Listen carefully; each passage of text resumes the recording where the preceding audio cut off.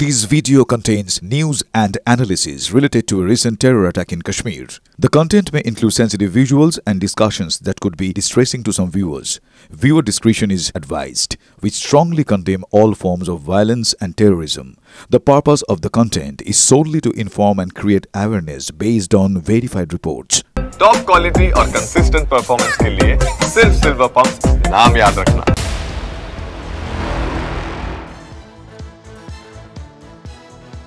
আজ নজর পেহেলগাঁওয়ে হামলাকারীরা কল্পনাতীত শাস্তি পাবে কথা আগেই প্রধানমন্ত্রী বলেছেন। প্রধানমন্ত্রীর হুঙ্কারের পর নির্দেশের অপেক্ষায় সেনা। আর আজ কাশ্মীরে যাচ্ছেন সেনাপ্রধান জেনারেল উপেন্দ্র দ্বিবেদী। খতিয়ে দেখবেন নিরাপত্তা ব্যবস্থা, যেতে পারেন পেহেলগাঁওতে, উচ্চ পর্যায়ের বৈঠক করবেন সেনা কর্তাদের সঙ্গে। সেনাপ্রধান আজ যাচ্ছেন একেবারে হামলা স্থলে, পেহেলগাঁওয়ে যাচ্ছেন তিনি। উপেন্দ্র দ্বিবেদী পুরো নিরাপত্তা ব্যবস্থা খতিয়ে দেখবেন। পেহেলগাঁওতে গোয়েন্দা আধিকারিকরাও যেতে পারেন। উচ্চ পর্যায়ের বৈঠক করবেন সেনা কর্তাদের সঙ্গে সেনাপ্রধান। শান্ত ভট্টাচার্য আমাদের প্রতিনিধি আরো জানাচ্ছেন। শান্ত, কি জানা যাচ্ছে? সেনাপ্রধান তিনি নিজে ঘটনাস্থলে যাচ্ছেন, মিটিং রয়েছে, খুবই গুরুত্বপূর্ণ এই বিষয়। ঠিক কি জানা যাচ্ছে, কি আপডেট পাওয়া যাচ্ছে?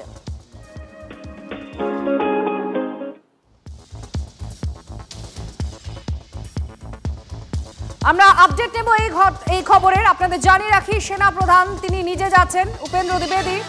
সেনাপ্রধান জেনারেল উপেন্দ্র দ্বিবেদী তিনি যাচ্ছেন আজ পেহেলগাঁওয়ে।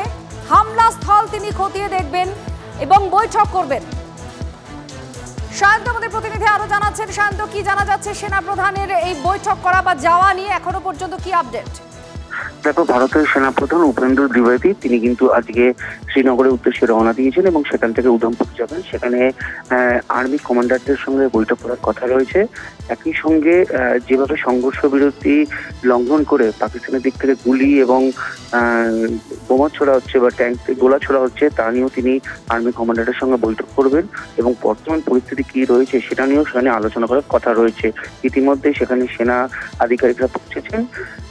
কি পরিস্থিতি রয়েছে এবং আগামী দিন কিভাবে আর্মিরা উত্তর প্রত্যাঘাত করবে সেটা নিয়েও এই কমান্ডার বৈঠক আলোচনা হবে বলে জানা গিয়েছে। ধন্যবাদ। অত্যন্ত গুরুত্বপূর্ণ একটি বিষয়। সেনাপ্রধান খোঁজ যাচ্ছেন হামলা স্থলে, তিনি সেই জায়গা যেমন খতিয়ে দেখবেন, তার সঙ্গে সঙ্গে বৈঠক করবেন। এদিকে আপনারা জানেন যে এলওসিতে সেখানে অস্ত্রবিরতি লঙ্ঘন করেছে পাকিস্তান, যার পাল্টা জবাব দিয়েছে ভারত। এই সমস্ত বিষয় খুব গুরুত্বপূর্ণ এই পরিস্থিতি, এই আবহের মধ্যেই। আর অপরদিকে জঙ্গিদের জন্য চিরুনি তল্লাশি জারি রয়েছে। ছোট ছোট ব্লক করে করে সেনা এবং পুলিশ যৌথভাবে এই তল্লাশি চালাচ্ছে বিভিন্ন জায়গায়। শুধু পেহেলগাঁওয়ের সেই ঘন পাইনের জঙ্গলের মধ্যেই নয়, আরো বিস্তীর্ণ এলাকায় এই তল্লাশি চলছে। আর তার মধ্যে এই সমস্ত যে কর্মকাণ্ড চলছে, তদন্ত এগোচ্ছে, তার মধ্যেই সেনা প্রধানের ঘটনাস্থলে যাওয়া এবং বৈঠক করবেন উচ্চ পর্যায়ে।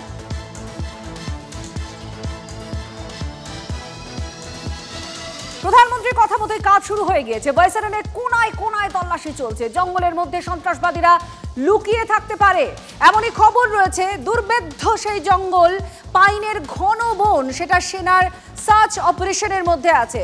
সেনা অভিযানের একমাত্র সঙ্গী TV9 বাংলা। আমাদের প্রতিনিধি সিজার মন্ডল আর জ্যোতির্ময় কর্মকারের প্রতিনিধি, আমাদের এই দুই প্রতিনিধি যে প্রতিবেদন তুলে ধরেছেন, দেখুন।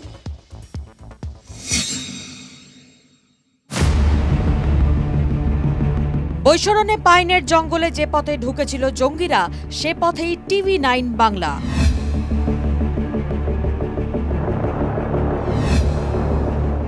জঙ্গিদের খোঁজে চিরুনি তল্লাশি সেনার, সঙ্গে TV9-এর প্রতিনিধি। বৈশারণের হত্যাকারীদের কি খোঁজ পাওয়া গেল?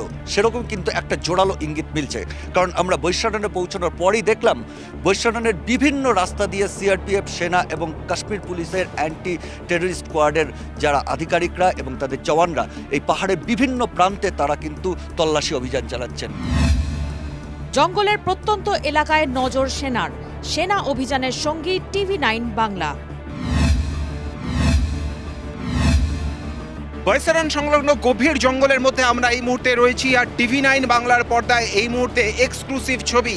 এই মুহূর্তে যে ছবি আমরা দেখতে পাচ্ছি যে প্রতি মুহূর্তে এখানে সেনাবাহিনীর তরফ থেকে তল্লাশি চলছে। এখানে সেনাবাহিনীর জওয়ানরা তারা তল্লাশি করছেন এবং যে খবর এখানে রয়েছে যে কোনো মুহূর্তে এখানে আবারও এই ধরনের সন্ত্রাসবাদীদের হামলা হতে পারে বা তারা এই জঙ্গলের মধ্যে তারা লুকিয়ে থাকতে পারে। সূত্রের খবর, কোনো ধরনের গ্যাজেট বা ডিজিটাল ডিভাইস জঙ্গিরা ব্যবহার করছে না। তাদের নাগাল করতে না পারে তার জন্য মোড অফ অপারেন্ডি পরিবর্তন করে জঙ্গিরা। জঙ্গলের মধ্যেই তারা লুকিয়ে রয়েছে বলে মনে করা হচ্ছে। দ্রুত তারা জায়গা পরিবর্তন করছে। 24 ঘন্টা আগে যে ঘটনা ঘটে গিয়েছে ঠিক তারপরে এই ধরনের জঙ্গলের মধ্যেই লুকিয়ে রয়েছে দুষ্কৃতীরা এবং সেই কারণেই সম্ভাব্য যে জায়গাগুলি রয়েছে সেই জায়গাগুলিকে চিহ্নিত করে সেনাবাহিনীর ছোট ছোট টিম তারা বিভিন্ন জায়গাতে ঘুরে বেড়াচ্ছে এবং আমরা দেখতে পাচ্ছি সেই ছবি যে তারা আঙুল দিয়ে বিভিন্ন জায়গা দিক নির্দেশ করছেন, নিজেদের মধ্যে তারা গ্রুপ ভাগ করছেন এবং সেই দিকে বন্দুক হাতে তারা এগিয়ে যাচ্ছেন।